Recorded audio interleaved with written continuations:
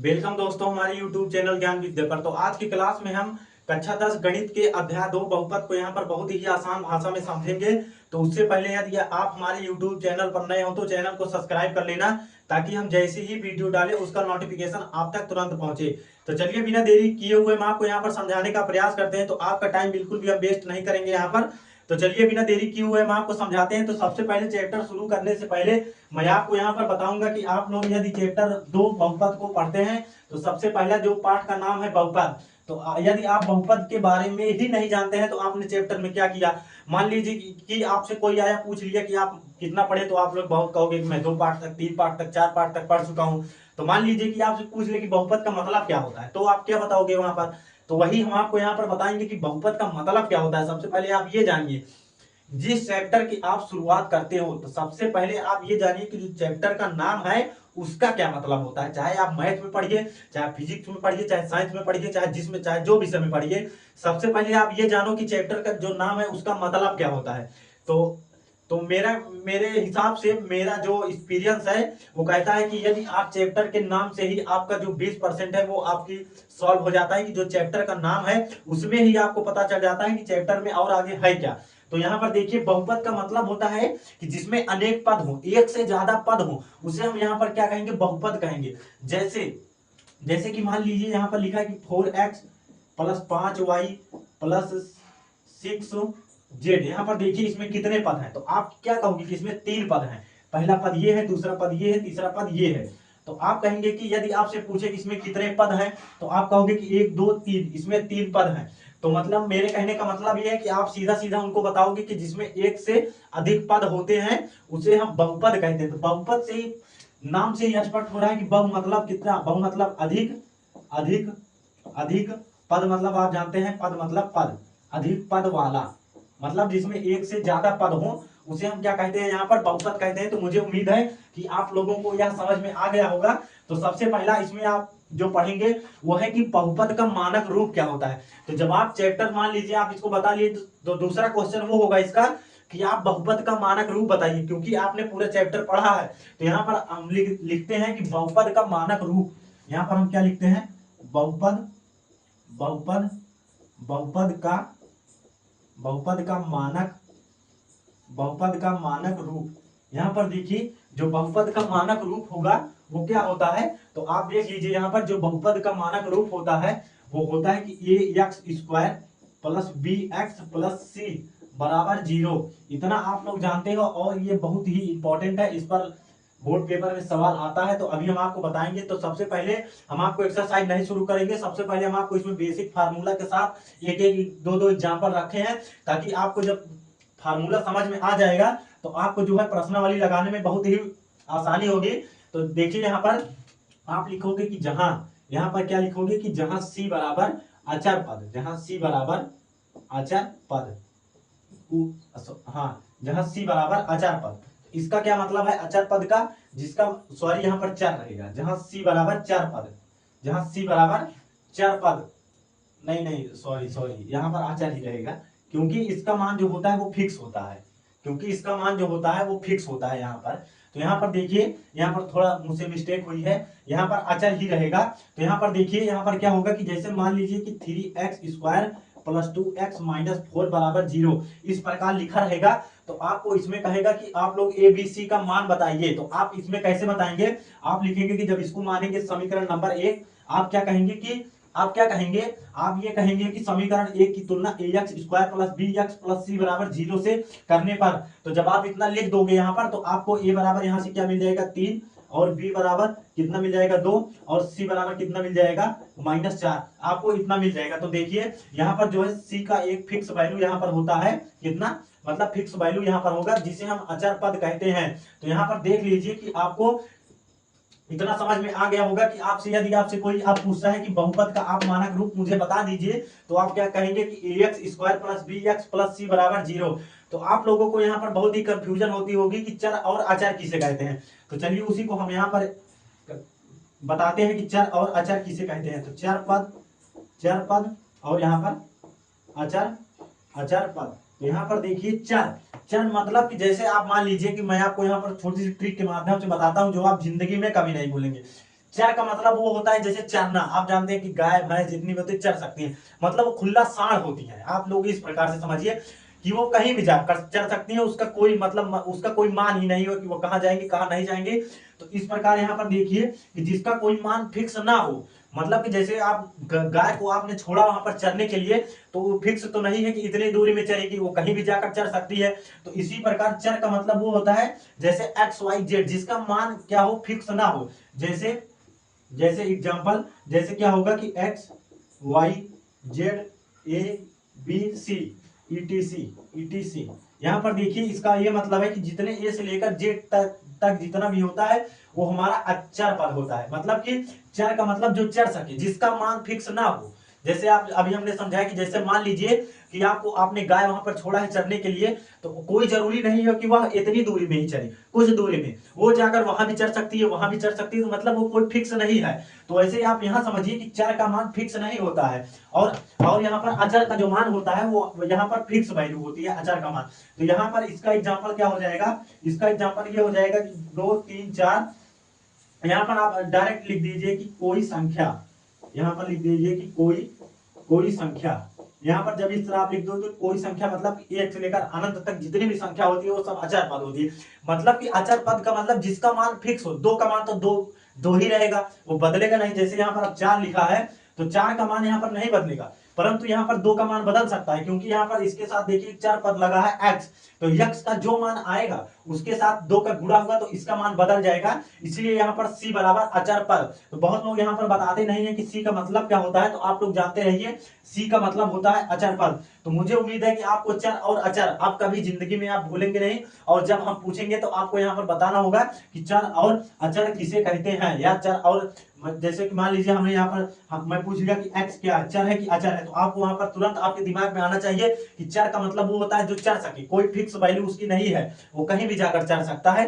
तो उसी प्रकार यहाँ पर जो एक्स वाई जेड जितने भी हमारे ए से लेकर जेड तक लिखे जाते हैं वो क्या है, एक चर पद है। तो मुझे उम्मीद है कि आप लोगों को यह समझ में आ गया होगा और इसका मानक रूप भी आप लोगों को समझ में आ गया होगा। तो इसके बाद दो फार्मूला और है, चलिए हम आपको वो बताते हैं दो फार्मूला, और उसके बाद हम आपको एक एक एग्जांपल के साथ यहाँ पर आपको बताएंगे। तो यहाँ पर देखिए एक होता है, आप जान लीजिए कि इसमें अल्फा और बीटा भी आता है, और यहाँ पर जान लीजिए कि एक होता है कि क्या होता है कि शून्यकों का योगफल, एक होता है शून्यकों का योगफल और एक होता है शून्यकों का गुणनफल। तो वही हम आपको यहाँ पर बताएंगे कि यहाँ पर देखिए यहाँ पर एक होता है शून्यकों का योगफल, शून्यकों का का योगफल। देखिए पार्ट 2 में आपको एक ही दो फार्मूला मिलेगा, उसी पर पूरी प्रश्नावली आधारित है। तो शून्यकों का योगफल यहाँ पर क्या होगा कि अल्फा प्लस बीटा बराबर यहाँ पर क्या होगा कि माइनस, यहाँ पर माइनस एक्स का गुणांक, यहाँ पर क्या होगा माइनस एक्स का गुणांक, और बटे में क्या होगा एक्स स्क्वायर का गुणांक, यहाँ पर क्या होगा बटे में एक्स स्क्वायर का गुणांक। और आप इसको यहाँ पर आप क्या लिख सकते हैं, इसको एक भाषा में और लिख सकते हैं, जैसे शून्यकों का योगफल आपने इतना बता दिया तो आप इसको डायरेक्ट लिख सकते हैं अल्फा प्लस बीटा बराबर माइनस बी अपान ए। अब आप कहेंगे कि यह फार्मूला कहाँ से आया, तो चलिए हम आपको ये बताते हैं कि फार्मूला आया कहाँ से। तो इसे किसी ने बनाया नहीं है, ये यहीं से सूत्र से जो ये मानक रूप है इसी से ये निकल कर आया है। तो यहाँ पर देखिए जो शून्यकों का योगफल होता है वो माइनस एक्स का गुणा। तो यहाँ पर देखिए यहाँ पर ये माइनस सूत्र वाला है, आप जानते रहिए कि ये सूत्र में माइनस होता है एक्स का गुणांक।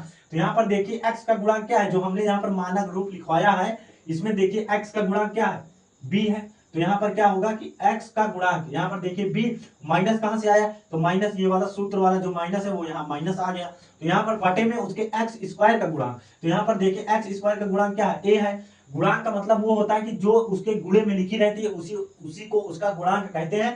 तो यहाँ पर देखिए एक्स स्क्वायर का गुणांक क्या है, a है, तो इसीलिए यहाँ पर a आ गया। और ये फार्मूला कहीं से निकला नहीं है, इसी जो मानक रूप से है इसी से यह फार्मूला निकला है कि माइनस एक्स का गुणांक, ये देखिए x का गुणांक, अभी मान लीजिए कि यहाँ भी माइनस होता, मान लीजिए कि किसी, तो उसको हम एक्सरसाइज करते वक्त आपको बताएंगे। तो आप अभी इतना समझिए कि माइनस एक्स का गुणांक बटे एक्स स्क्वायर का गुणांक। तो यहाँ पर अल्फा प्लस बीटा बराबर माइनस बी अपान ए।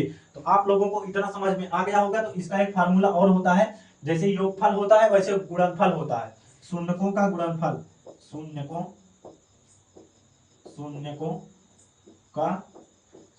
का यहाँ पर गुणनफल, शून्यकों का गुणनफल। तो यहाँ पर देखिए जैसे अभी आपने योगफल किया वैसे ही गुणनफल यहाँ पर डॉट लग जाएगा। यहाँ पर हम गुणे का चिन्ह नहीं लगाते हैं। आप लोग 9th में नहीं 10th में पहुंच गए हो। अब गुणा की जगह पे यदि आपको ऐसे डॉट का चिन्ह मिल जाए तो जान लीजिएगा कि यह गुणा का चिन्ह है। तो अब आपको यह छोटी छोटी बातें हम आपको नहीं बताएंगे, आप लोग सब जानते हो। तो यहाँ पर देखिए अल्फा इंटू बीटा बराबर यहाँ पर क्या होगा कि अचर पद यहाँ पर हो जाएगा कि अचर पद बटे एक्स स्क्वायर का गुणांक, एक्स स्क्वायर का गुणांक। अब यहाँ पर देखिए आपको यह कैसे आया, अब आपको हम बताते हैं कि यहाँ पर देखिए जो हमने मानक रूप लिखा था सब इसी का खेला है। जो मानक रूप इसमें लिखा है इसी का सब है। तो यहाँ पर देखिए जो इसका मानक रूप है इसको ax square plus bx plus c बराबर 0। तो यहाँ पर देखिए जो शून्यकों का योगफल होता है वो हमारा क्या होता है कि अल्फा इंटू बीटा बराबर अचर पद बटे एक्स स्क्वायर का गुणांक। तो अचर पद देखिए हमने यहाँ पर क्या लिखवाया कि c, जो c होता है इसमें अचर पद होता है। तो अभी हम आपको एग्जांपल के साथ वहां पर समझाए भी थे कि अचर पद क्या होता है यहाँ पर c। तो यहाँ पर देखिए अचर पद आप डायरेक्ट वहां पर फार्मूला बनाकर लिख सकते हैं c बटे और क्या लिख सकते हैं एक्स स्क्वायर का गुणांक मतलब a। यहाँ पर देखिए एक्स स्क्वायर का गुणांक क्या है a है। तो यहाँ पर आप डायरेक्ट लिख सकते हैं कि अल्फा इंटू बीटा, यहाँ पर लिख सकते हैं कि अल्फा इंटू बीटा बराबर c अपान a। एक फार्मूला ये हो गया। आपको इसमें तीन ही फार्मूला, एक फार्मूला और है आपको वो बहुत ही इंपॉर्टेंट है। ये दोनों तो इंपॉर्टेंट है, वो मोस्ट इंपॉर्टेंट है। आप लोग ये समझ लीजिए कि मुझे उम्मीद है कि आप लोगों को यह योगफल और गुणनफल वाला जो सूत्र है आप लोगों को यह समझ में आ गया होगा। और आप कापी कलम लेके जरूर बैठिएगा और मेरे साथ यहाँ पर काम करते चलिएगा ताकि आपको बाद में कोई दिक्कत ना हो। तो यहाँ पर देखिए शून्यकों का योगफल alpha into beta minus x का गुणांक एक्स बटे एक्स स्क्वायर का गुणांक। या आप डायरेक्ट अब हम आप बार ये नहीं लिखेंगे कि एक्स का गुणांक, डायरेक्ट वहां पर लिखेंगे कि अल्फा प्लस बीटा बराबर माइनस बी अपान ए, डायरेक्ट वहां पर लिखेंगे। और इसमें हम डायरेक्ट वहां पर लिखेंगे कि शून्यकों का योगफल अल्फा इंटू बीटा बराबर अचर पद गुणे बटे एक्स स्क्वायर का गुणांक। तो वहां पर हम डायरेक्ट लिखेंगे कि अल्फा इंटू बीटा बराबर सी अपान ए। तो मुझे उम्मीद है कि आप लोगों को यह समझ में आ गया होगा। तो इसमें एक फार्मूला और है कि यदि हमें इन दोनों का मान दिया हो, मान लीजिए कि यदि हमें अल्फा कह दीजिए, उसमें प्रश्न में यदि कह दे कि आप मान लीजिए कि किसी पद का शून्यकों का योगफल इतना दिया है और शून्यकों का गुणनफल इतना दिया है, तो आप उसे समीकरण बनाइए। तो ये मोस्ट इंपॉर्टेंट है। तो चलिए हम आपको यहाँ पर बताते हैं। तो यहाँ पर देखिए वो फार्मूला बहुत ही इंपॉर्टेंट है और वो फार्मूला आपको याद रखना होगा।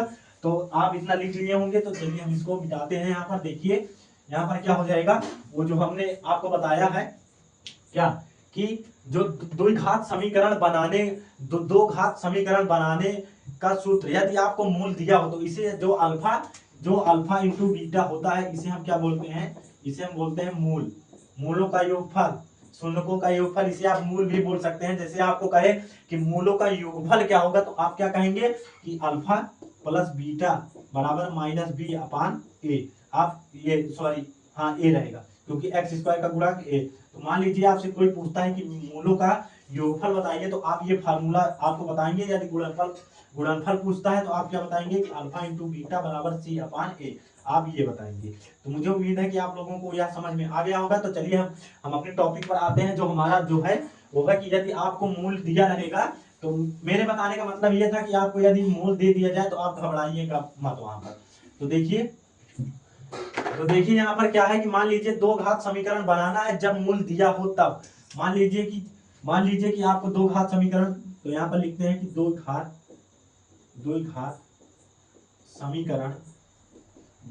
समीकरण बनाना हो। यहाँ पर आप लिखेंगे कि बनाना हो जब मूल मतलब वही कि शून्यकों का योगफल और शून्यकों का गुणनफल मूल दिया हो तब, दिया हो तब। यहाँ पर देखिए जब आपको दो घात समीकरण बनाना हो, जब यहाँ पर जब नहीं रहेगा यहाँ पर जब दो घात समीकरण बनाना हो जब मूल दिया हो तब। जब आपको मूल दिया रहेगा तो वहां पर जब क्या फार्मूला लगेगा कि एक्स ब्रैकेट में आप क्या लिखेंगे कि मूलों का योगफल। अब मूलों का योगफल अभी हमने क्या बताया कि जो अल्फा प्लस बीटा है वही है मूलों का योगफल। तो यहाँ पर देखिए आप लिखेंगे कि मूलों का योगफल, मूलों का मूलों का योगफल, मूलों का योगफल, और यहाँ पर ब्रैकेट बंद कर देंगे और यहाँ को x लगाना है प्लस, यहाँ पर क्या लिखेंगे कि मूलों का गुणनफल, मूलों का गुणनफल। आप ये इतना काम कर देंगे तो आपका हो जाएगा। देखिए इसको हम लिखते हैं अपनी गणितीय भाषा में, अभी तो शब्दों में था, तो आप शब्दों में भी लिख सकते हैं, आपको कोई दिक्कत नहीं है। आप यहाँ पर सॉरी यहाँ पर माइनस का चिन्ह रहेगा, यहाँ पर देखिए माइनस एक्स स्क्वायर माइनस यहाँ पर मूलों का योगफल x प्लस मूलों का गुणनफल। तो आप इसे लिख सकते हैं एक्स स्क्वायर माइनस ब्रैकेट में अल्फा प्लस बीटा बराबर x plus alpha into beta. ये मोस्ट इंपॉर्टेंट है, ये क्या है कि मोस्ट इंपॉर्टेंट फार्मूला है और इस पर बच्चे बहुत ज्यादा ही कंफ्यूज हो जाते हैं। तो मैं आपको जब सवाल कराऊंगा, अभी मैं आपको एग्जांपल इसमें बताऊंगा, तो आप लोगों की कंफ्यूजन दूर हो जाएगी। और ये कैसा है, इंपॉर्टेंट आईएमपी, मोस्ट आईएमपी है। क्या है, आप वेरी आईएमपी लिख लीजिए चाहे मोस्ट आईएमपी लिख लीजिए। तो ये वेरी आईएमपी है या मोस्ट आईएमपी है, आप चाहे जो कह लीजिए। तो यह आपको याद रहना चाहिए हमेशा कि दो घात समीकरण बनाना हो, जब मूल दिया हो तब हमें, जब दो घात समीकरण बनाना हो, इस पर सवाल आता है और बच्चे बहुत ज्यादा कंफ्यूज होते हैं। तो वहां पर आपको यह फार्मूला जब याद रहेगा कि एक्स स्क्वायर माइनस यहाँ पर क्या रहेगा कि मूलों का योगफल अल्फा प्लस बीटा, यहाँ पर एक्स प्लस मूलों का गुणनफल अल्फा इंटू बीटा। तो यहाँ पर देखिए आप लोगों को यह समझ में आ गया होगा, तो आप लोगों को यह लिख लेना है और इसको मतलब हाईलाइट करके आपको यह सूत्र को लिख देना है, इस पर सवाल आता है। तो चलिए अब इस पर आधारित और जो हमने वो वाला फार्मूला बताया था कि अल्फा प्लस बीटा बराबर माइनस बी अपान ए, उस पर हम आपको यहाँ पर सवाल बताते हैं। तो सबसे पहले उस पर बताएंगे, उसके बाद इस पर बताएंगे। तो यहाँ पर देखिए सबसे पहले हम यहाँ पर आपको बताते हैं एग्जाम्पल। तो जब आपको यहाँ पर एग्जाम्पल बता देंगे तो आपको एकदम आसान से समझ में आ जाएगा और आपको एक्सरसाइज लगाने में दिक्कत नहीं होगी। तो यहाँ पर सबसे पहले हम फार्मूला ही बताते हैं ताकि आपको बाद में एक्सरसाइज लगाते वक्त आप ये मत सोचिए कि मुझे तो फार्मूला ही नहीं पता है, हम एक्सरसाइज लगाने बैठे हैं। तो जब आपको फार्मूला याद रहेगा तो आप एक्सरसाइज 2 मिनट में, आधा घंटा में सब खत्म कर देंगे। तो यहाँ पर देखिए एक दो घात बहुपद दिया है। तो चलिए हम आपकी किताब का एक एग्जाम्पल उठाते हैं। यहाँ पर से एग्जाम्पल नंबर जो एनसीईआरटी पेज नंबर 23 पर है, एग्जाम्पल नंबर 2। तो यहाँ पर हम लिख देते हैं पेज नंबर, ताकि आपको दिक्कत ना हो। Page number 23 example. तो यहाँ पर देखिए पेज नंबर 23 एग्जाम्पल क्या है कि इसमें दूसरा एग्जाम्पल है कि दो घात बहुपद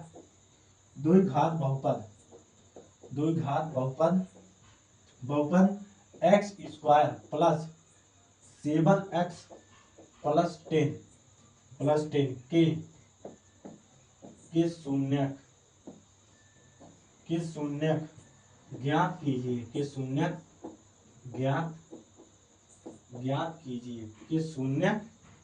कीजिए और इसमें लिखा है कि शून्यकों तथा गुणांकों। यहाँ पर लिखा है कि शून्यकों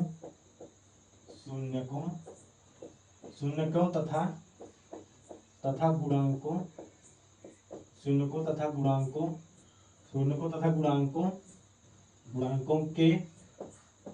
के बीच संबंध की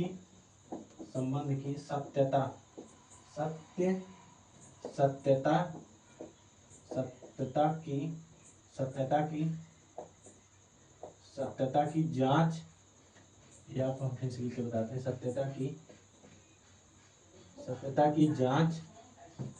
की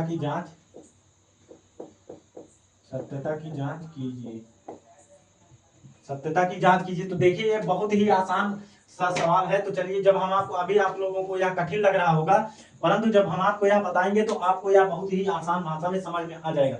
सबसे पहले आपको कुछ नहीं करना है, सबसे पहले यह प्रश्न में पढ़िए आप क्या लिखा है कि दो घात बहुपद x square plus 7x plus 10 के शून्य ज्ञात कीजिए। तो सबसे पहले इसमें आपको क्या काम करना है, इसका शून्य ज्ञात करना है।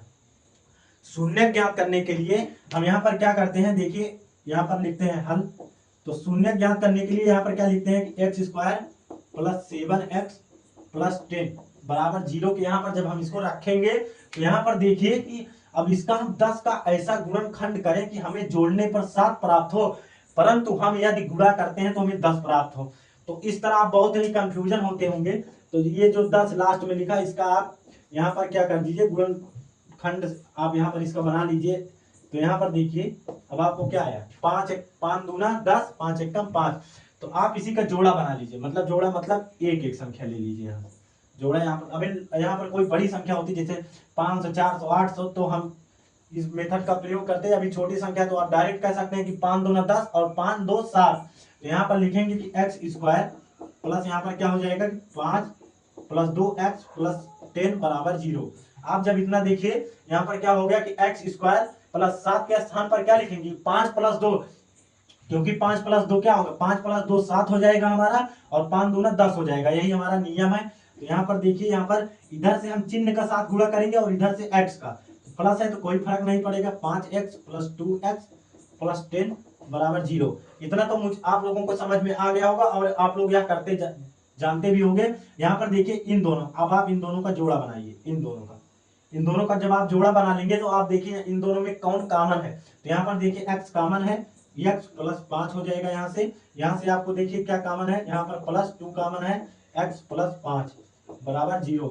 अब यहाँ पर देखिए तो आप जो ये ब्रैकेट में आएगा वही सेम इस ब्रैकेट में भी आएगा। यदि आपका भिन्न यहाँ पर मिल रहा है, मतलब मेरे कहने मतलब यहाँ अलग अलग मिल रहा है, तो आप जान लीजिएगा आप कहीं ना कहीं इसमें या चिन्ह में या कहीं ना कहीं आप गलती किए हो।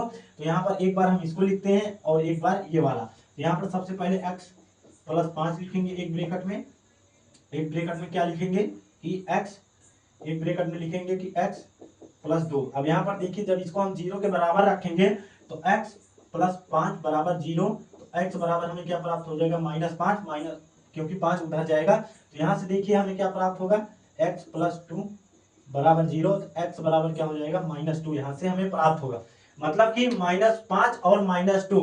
अब आपने इसका मूल जो है ज्ञात कर लिया तो आप क्या लिखेंगे कि लास्ट में हम लिखेंगे कि अतः मूल इतना।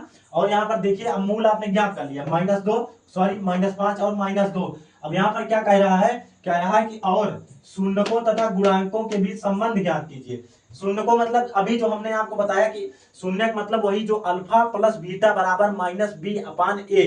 आपको ये दोनों सिद्ध करना है। तो चलिए हम आपको पहले यहाँ पर बताते हैं कि अल्फा प्लस बीटा बराबर प्लस यहाँ पर -b/a। अब इसका मतलब है कि यहाँ पर देखिए कि यहाँ पर यदि बराबर का चिन्ह यहाँ पर लगा है, यहाँ पर जो है बराबर का चिन्ह यदि लगा है, इसका मतलब ये है कि ये और ये बराबर आना चाहिए, तभी तो यहाँ पर बराबर का चिन्ह लगा है। ये दोनों बराबर नहीं होते तो यहाँ पर बराबर का चिन्ह लगता ही नहीं। ये दोनों बराबर है इसीलिए यहाँ पर क्या लगा है, बराबर का चिन्ह लगा है। तो वही हम यहाँ सिद्ध करेंगे। इन्होंने यही कहा है कि शून्यकों तथा गुणांकों के बीच संबंध की सत्यता की जांच कीजिए। सत्यता की जांच का मतलब यही है कि आप इसको हल करके बताइए कि ये और ये बराबर आ रहे हैं कि नहीं। यदि ये दोनों बराबर आते हैं तो आपने जान लीजिए कि ये सही किया है। तो वही हम आपको यहाँ पर बताते हैं। चलिए तो यहाँ पर आप सबसे पहले लिखेंगे कि इसको मान लीजिएगा कि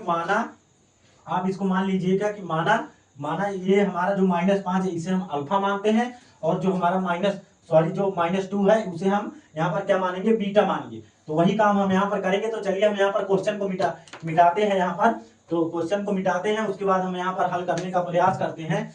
तो क्वेश्चन को यहाँ पर देखिए हम आपको मिटाकर यहाँ पर बताते हैं। तो सबसे पहले आप क्या करेंगे, आप लोगों को इतना समझ में आ गया होगा जितना अभी तक हमने यहाँ पर समझाया है। तो आप लिखेंगे कि माना यहाँ पर क्या लिखेंगे कि अल्फा बराबर -5 और बीटा बराबर -2। आपने जब इसको मान लिया तो आप यहाँ लिखोगे कि शून्यकों का योगफल।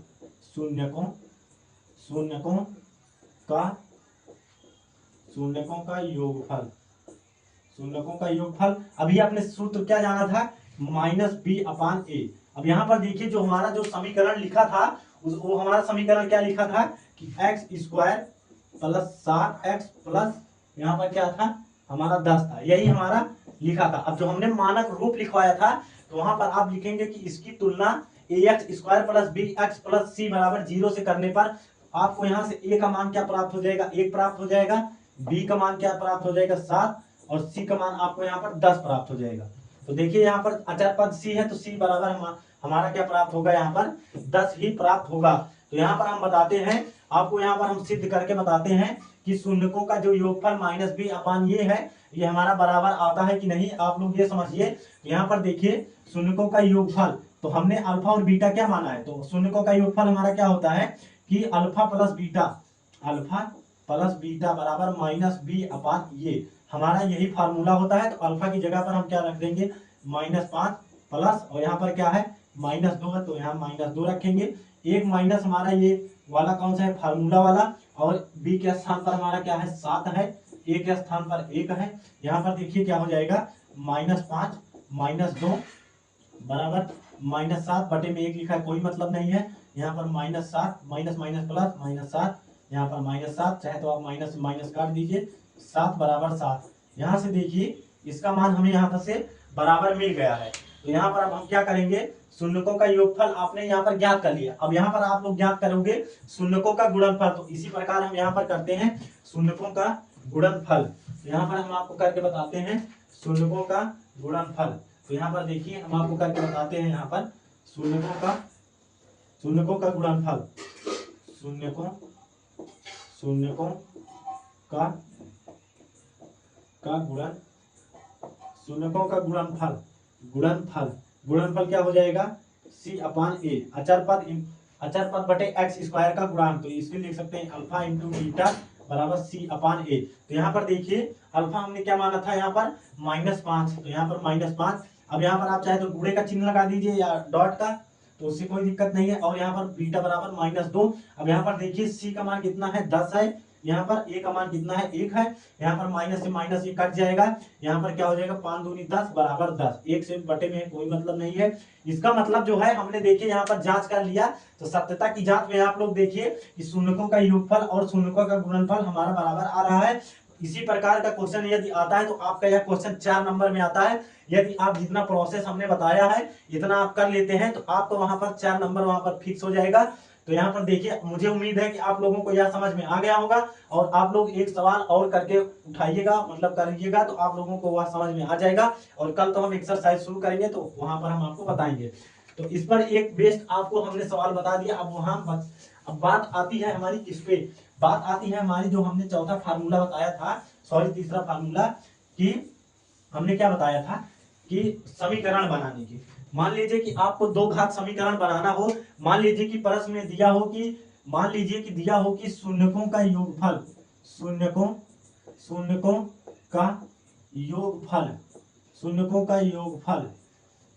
का योगफल 5 है तथा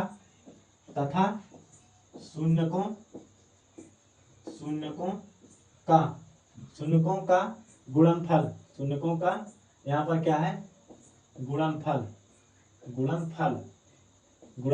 4 है। तो आप द्विघात बहुपद बताइए। तो आपसे इस तरह सवाल वहां पर पूछेगा। तो आप यहाँ पर देखिए जो हमारा है शून्यकों का योगफल, मतलब कि हमें यहाँ पर क्या है कि यहाँ पर हमें शून्यकों का योगफल जो होता है वो अल्फा प्लस बीटा बराबर -b अपान ए, इतने पूरे का मान हमें किसके बराबर दिया है, 5 के बराबर दिया है। यहाँ पर आप ये समझिए, आप इतना रहने दीजिए, आप सिर्फ ये समझिए कि जो हमारा यहाँ पर शून्यकों का योगफल होता है अल्फा प्लस बीटा, जो हमारा सूत्र क्या होता है, आप लोग पहले सूत्र समझिए, x square minus alpha plus beta x into sorry यहाँ पर प्लस रहेगा अल्फा इंटू बीटा, ये हमारा फार्मूला होता है। तो आपको प्रश्न में पहले ही कह दिया है कि इतने का मान आपको 5 के बराबर दिया है, आपको इतने का मान जो है आपको 5 के बराबर दिया है, मतलब कि शून्यकों का योगफल 5 है, मतलब कि अल्फा प्लस बीटा का मान हमें 5 इसमें दिया है। आप लोग यहाँ लिख लीजिएगा कि दिया है। तो दिया है में आप लोग क्या लिखेंगे, यहाँ पर आप लिखेंगे देखिए कि दिया है कि शून्यकों का योगफल जो हमें पहले से ही 5 दे रखा है, मतलब इतने पूरे का मान जो है हमें 5 रखना है। शून्यकों का गुणनफल, तो यहाँ पर देखिए जो शून्यकों का गुणनफल है वो हमारा क्या है अल्फा इंटू बीटा, वो किसके बराबर दे रखा है 4 के, मतलब कि जो हमारा सूत्र में ये है इसके स्थान पर हमें डायरेक्ट यहाँ 4 रखना है और इसके स्थान पर हमें क्या रखना है, डायरेक्ट 5 रखना है। तो इस पर दो प्रकार का सवाल बनता है। तो इस प्रकार का भी जितना हमने बताया आप बहुत ध्यान से समझिए, तभी आपको यह समझ में आएगा। तो हमें देखिए शून्यकों का योगफल 5 है, तो मतलब आपको डायरेक्ट इसका 5 यहाँ पर दे दिया है और इसका आप गुणनफल कितना दे दिया है, 4 दे दिया है। तो बस आपको यहाँ पर सूत्र को लिखना है, सूत्र को लिखना है x square minus alpha plus beta x plus alpha into beta बराबर 0। अब यहाँ पर देखिए, जब आप यहाँ 0 मत लिखिए, कोई दिक्कत नहीं है। तो यहाँ पर देखिए एक्स स्क्वायर, तो आप यहाँ लिखेंगे कि माइनस, अब यहाँ पर देखिए इतने का मान आपको 5 के बराबर दिया है, तो आप यहाँ -5 एक्स लिखेंगे, एक्स का इसमें गुणा हो जाएगा, प्लस इतने का मान देखिए डायरेक्ट यहाँ पर क्या रखा है, 4 रख दीजिए बस, और हमारा हो गया। आप चाहे यहाँ बराबर 0 लगा दीजिए, यहाँ बराबर 0, बस यही आपको करना है। तो आप लिखेंगे कि अतः समीकरण, यहाँ पर लिख देंगे